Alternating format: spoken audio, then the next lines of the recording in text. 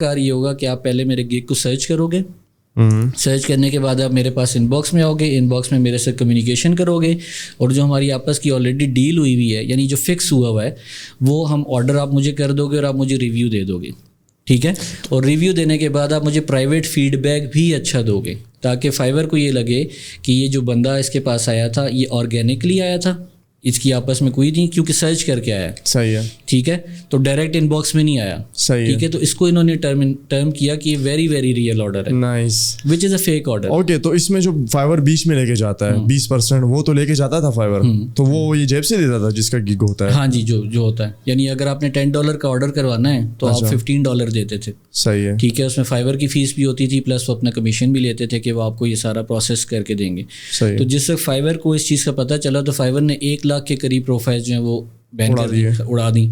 تو plate forms جو evolve ہوتے ہیں, بیسیکلی آپ جو اس کے ساتھ کر رہے ہوتے ہو, اس کی انٹیگریٹی کو جو ہرٹ کر رہے ہوتے ہو, تو پلیٹ فارمز ہمیشہ اپنے آپ کو پروٹیکٹ کرتے ہیں. انہیں جو ٹرمز آف سروس ہیں ان کو انہوں نے اس کی انٹیگریٹی کو مینٹین کرنا ہوتا ہے. اکثر بچے یہ کہتے ہیں ہماری پروفائل ڈسیبل ہوگی, ہم نے کچھ نہیں کیا.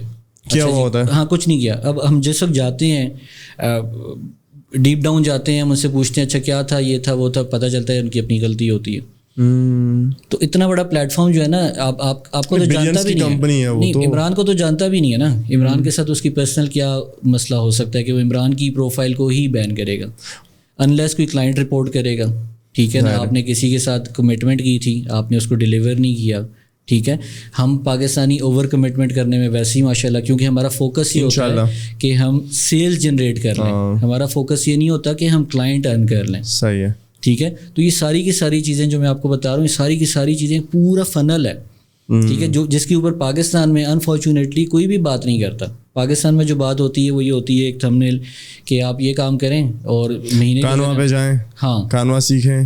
Quinoa is not a bad thing, دیکھیں نہیں سیکھیں اور ایک مہینے میں اتنا تک کمائیں. بس مطلب جو میں اکثر نا اپنی ٹاکس میں یہ کہتا ہوں کہ ہمیں نا اپنی جو یوتھ ہے, جو ہماری آڈینس ہے, ان کے ساتھ نا اب سچ بولنا شروع کرنا چاہیے, کرنا چاہیے. ہاں, کرنا چاہیے.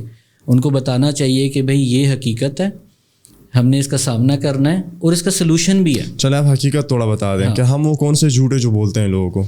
ہم بہت سارے جھوٹ, آپ جتنی مطلب جو گورو ہیں آج کل. اچھا, آپ یوٹیوب کی ویڈیوز اٹھا کے دیکھ لیں. ٹھیک ہے, ابھی آپ میک منی لکھیں, میک منی آن لائن, تو آپ کو جتنی بھی ویڈیوز رہیں, ایک تو میں نے دیکھی تھی نا خطرناک والی, یہ تھی کہ بیڈ پہ لیٹ کے آپ 6,000 روپے کمائیں گھنٹے میں موبائل. اس نے بتایا نہیں لیٹنا کس کے ساتھ ہے.